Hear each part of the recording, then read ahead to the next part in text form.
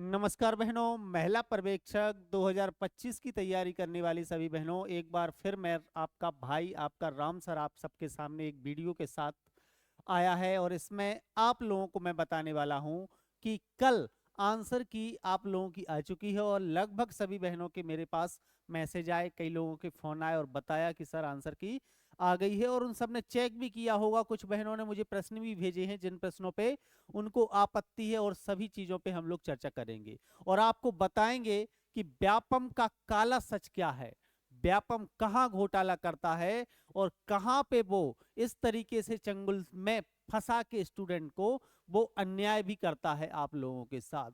और कुछ सीटें बेच भी देता है। वो कहां से बेच देता है, कहां से वो निकालता है कि पकड़े भी ना जाएं और वो सीट भी बिक जाएं और मोटी रकम भी वो कमा सकें।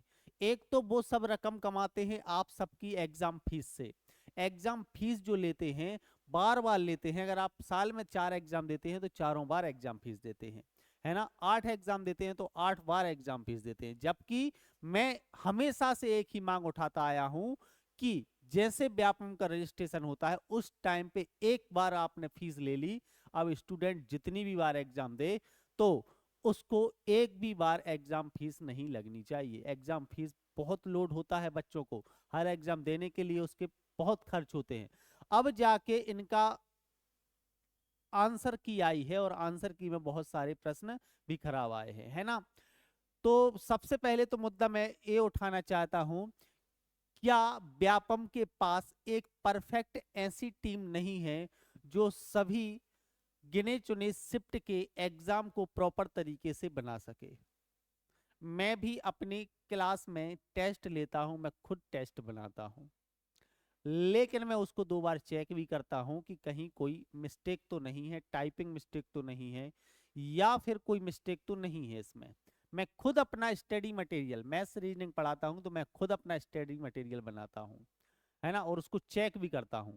मगर व्यापम कोई भी टीम मेंबर इनको पेपर बना के दे देता है और ये बच्चों को पकड़ा देते हैं। इसमें घाटा होता है। मान लो आप आपत्ति लगाओगे, मैं जो भी प्रश्न बताऊंगा इन सब पे आप लोग आपत्ति लगाओगे भी, है ना।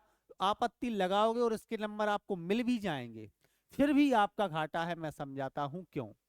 इस वीडियो में शुरू से लेकर अंत तक जरूर बने रहें और पूरा नॉर्मलाइजेशन प्रोसेस या आपत्ति वाले जो प्रश्न होते हैं इन पे जो आपको नंबर मिलते हैं उसका भी काला सच आज मैं उजागर करने वाला हूं व्यापम का। तो बहनों, जैसा कि आप लोगों को पता होगा, आप ईएसबी की साइट पे गए और ईएसबी की साइट पे आप लोगों ने आंसर की खोली। यहीं पे दिख रहा होगा ऑनलाइन आंसर या online question answer objection link पर्यवेक्षक रिक्वायरमेंट टेस्ट 2024। इसको आप ओपन करोगे तो इस तरीके से मांगेगा आपसे कोई भी डाटा एंट्री वगैरह। यहाँ पे आप लोगों को लॉगिन करनी है। ये सारी चीजें लॉगिन करोगी आपका पेपर खुल जाएगा। आपको चेक करना है एक एक क्वेश्चन, कौन सा इनने क्वेश्चन आपको गलत बताया है, कौन सा इसने आंसर आप लोगों को सही है। पूरे एक एक क्वेश्चन परफेक्ट तरीके से अपनी अपनी शिफ्ट के आप लोगों को टिक करना है। उसके अलावा जिन प्रश्नों पे आप लोगों को आपत्ति लगती है या आप लोगों को थोड़ा सा भी संदेह है ना, तो मेरे नंबर पर मुझे भेजिए। वो आप वो नंबर मुझे भेजिए। मेरा नंबर आप सब लिख लीजिए 9617214814। मैं आपको चेक करूंगा कि वास्तव में इस यह प्रश्न आपत्ति लगाने के लायक है या नहीं। अगर नहीं है तो कोई बात नहीं, अगर है तो उस पर आपत्ति भी लगवाऊंगा और मैं बताऊंगा कि इसका करेक्ट आंसर क्या होता है। तो आप सब इस नंबर पे मुझे व्हाट्सएप के माध्यम से स्क्रीनशॉट भेज सकते हैं कि सर इस क्वेश्चन में मुझे संदेह है, यह क्वेश्चन मैंने सही किया है जबकि व्यापम ने उसको गलत माना है। जैसा ही बहनों, मैं एक सिंपल सा प्रश्न आप लोगों को बताना चाहता हूं। एक हमारी स्टूडेंट ने, बहन ने ए मैसेज में भेजा था। इस सिंपल सा रद्दी प्रश्न था। इसमें बोला गया था what will be the water image of digit 3। 3 का आपको वाटर इमेज बताना है और आप बोलते हो सर वाटर इमेज ऐसे ही पलट के बनेगी तो 3 ही बनेगी। और बहन ने सही आंसर लगाया है। देखो करेक्ट इन्होंने option answer given by candidate में आया है 3, सही लगाया है। जबकि करेक्ट आंसर माना है इनने W। कैसे जाहिल लोगों को बिठा के रखा है इन लोगों ने। देखिए आप, इसकी वाटर इमेज W बनेगी क्या? अरे भाई, वाटर इमेज आपकी 3 ही बनेगी। मान लो ए मिरर इमेज होता, दर्पण प्रतिबिंब भी होता, तो क्या बनता? A बनता। W तो कहीं से कहीं नहीं बनना, और इन्होंने क्या माना है? Correct answer W।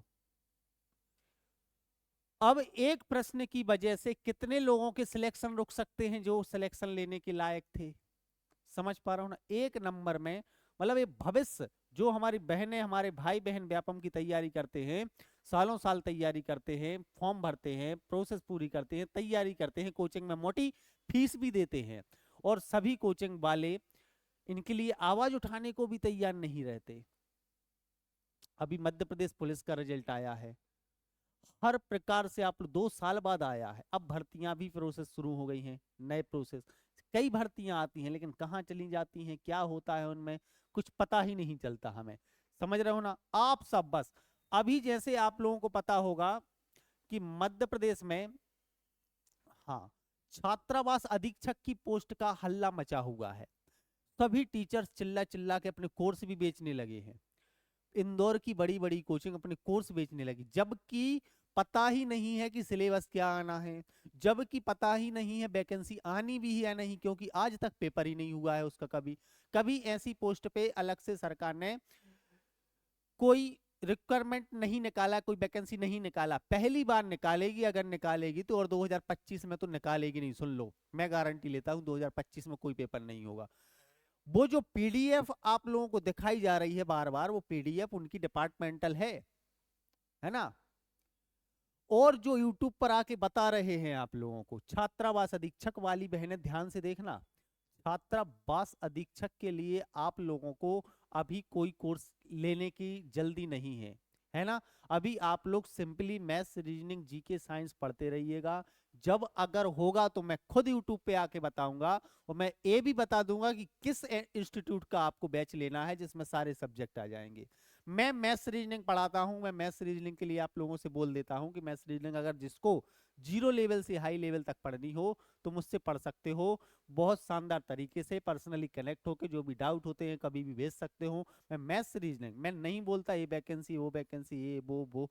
आप लोगों को मैथ्स रीजनिंग में मजबूती चाहिए है तो मुझसे संपर्क करो। बाकी छात्रावास हो, कोई भी हो, आप लोगों को क्या करना है, अभी से बैच नहीं लेना है कोई भी। अभी बस आप लोगों को maths, reasoning, GK, science YouTube से पढ़ सकते हो, सेल्फ स्टडी कर सकते हो, है ना, या परफेक्ट किसी ऐसे टीचर से पढ़ सकते हो जो उस सब्जेक्ट का मास्टर हो, उस सब्जेक्ट पे जिसने एक्सपीरियंस हो, मेहनत करी हो।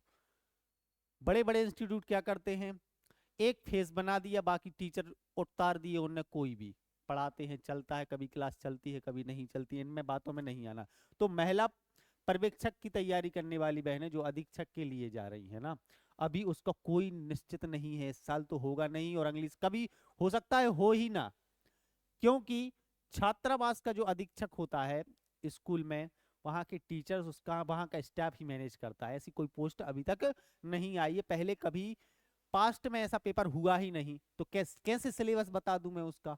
सिलेबस जो यूट्यूब पे आके बता भी रहे हैं ना, वो इसलिए बता रहे हैं दूसरे राज्यों के, दूसरों केंद्र सरकार में जो छात्रावास अधीक्षक होते हैं ना, उनमें जैसे पैटर्न पे क्वेश्चन बनते हैं, वही पैटर्न आप लोगों को बताया जा रहा है। तो अभी बात करते हैं हम इनका, कि इन आपत्ति वाले क्वेश्चन का क्या करना है। तो सबसे पहले तो आप लोगों को मेरे मोबाइल नंबर पे आपत्ति वाले सारे क्वेश्चन भेजने हैं, मैं चेक करूंगा, आपत्ति भी लगवाऊंगा आप लोगों से, है ना। और उसके अलावा अब बताता हूं मैं आप लोगों को इससे घाटा कैसे है आपका। जैसे मान लो एक कैंडिडेट है और इसको, या इस पे ए वाला प्रश्न जो हमारी बहन ने सही किया है, इनको तो वो 1 नंबर मिलना चाहिए, बोलो सर मिलना चाहिए, और ये आपत्ति लगाएंगी तो मिल भी जाएगा। लेकिन इसमें भी इनका घाटा है, क्यों? क्योंकि एक और अन्य कैंडिडेट, चलो हम मान लेते हैं ए और बी 2 कैंडिडेट हैं, ए ने क्या किया, इसको सही किया लेकिन इसका गलत कर दिया, फिर भी इनको 1 नंबर मिल जाएगा, जो कि उनको मिलना ही चाहिए था, जो कि उनको मिलना ही चाहिए था। लेकिन एक कैंडिडेट दूसरा है जिसने इसको गलत कर दिया, फिर भी इसको नंबर मिलेगा। तो फायदा होगा उस व्यक्ति का जिसने इसको गलत किया है। उसके अलावा जिसने इसको अटेम्प्ट नहीं किया कर पाया है, क्यों नहीं कर पाया? क्योंकि उसने दूसरे मैथ्स के दूसरे सब्जेक्ट में टाइम लगा दिया है और वो नहीं कर पाया विद इन टाइम में, इस क्वेश्चन तक पहुंच ही नहीं पाया, तो अटेम्प्ट नहीं कर पाए, फिर भी उसका फायदा। तो इसमें इसका फायदा होना मतलब एक कैंडिडेट का घाटा होना है। ये बात समझ पा रहे हो ना? और ये एक प्रश्न की बात हो रही है, अगर 2-3 प्रश्न इसमें गलत सिद्ध होते हैं तो सोचो आप। तो बहनों, आप लोगों को सबको इन सब के खिलाफ आवाज उठानी है ना? और अधीक्षक के लिए, छात्रावास अधीक्षक के लिए मेरी अगली वीडियो आएगी, तो चैनल सब्सक्राइब कर ले। उस वीडियो में सब कुछ बताऊंगा, सभी कोचिंग का सच भी बताऊंगा, जो कोर्स आप लोगों को मिल रहे हैं या बेच रहे हैं। अभी छात्रावास नहीं, अभी आप सब्जेक्ट पे काम करो, मैथ्स रीजनिंग पे काम करो, जीके जीएस पढ़ो, यूट्यूब से पढ़ो, लूसेंट से पढ़ो। मैथ्स रीजनिंग जीके साइंस आप लोगों को हर जगह काम में आती है। आप चाहे रेलवे की तैयारी कर रहे हो, चाहे एसएससी की तैयारी कर रहे हो, बहुत से मौके हैं। कोरोना जो बोलते हैं ओवर एज हो गए हैं ना, उनको कोरोना के 3 साल एक्स्ट्रा मिलते हैं, अभी ओवर एज नहीं हुए। आप व्यापम में किसी भी एग्जाम की तैयारी कर रहे हो, 4 सब्जेक्ट पकड़ के चलो, मैथ्स, रीजनिंग, जीके में सब कुछ आता है, जीएस सब कुछ आ जाएगा, बस 3 ही सब्जेक्ट पे काम करना है। अगर आप एसएससी के अंदर जा रहे हो तो इंग्लिश पे काम करो, तो इन 3 पे आप साल भर काम करते रहो, इनमें मास्टर हो। उसके बाद जो भी एग्जाम होगा, हम 2 महीने 3 महीने उनके अलग सब्जेक्ट होंगे, जैसे इंग्लिश ऐड कर दिया, या कहीं बाल विकास होता है, कहीं कुछ भी होता है, अगर अदर सब्जेक्ट है वो तो हम लोग पढ़ते रहेंगे बाद में। मगर एक कॉमन सब्जेक्ट है जो हर एक एग्जाम में आते हैं, तो इनकी तैयारी करो आप लोग, है ना? हाँ, मैं नहीं कहता मुझसे ही पढ़ो, आप पढ़ो, खुद पढ़ो, जो भी करना हो वो करो, है ना? मैं मैथ्स रीजनिंग बस पढ़ाता हूं, मैं उनका बोल सकता हूं। और वो इस लेवल की, जीरो से हीरो लेवल, मतलब आप रेलवे, एसएससी, व्यापम या आने वाली किसी भी भर्ती के लिए अगर आप पढ़ना चाहो तो मुझसे संपर्क कर सकते हो, मैं पढ़ाता ही हूँ।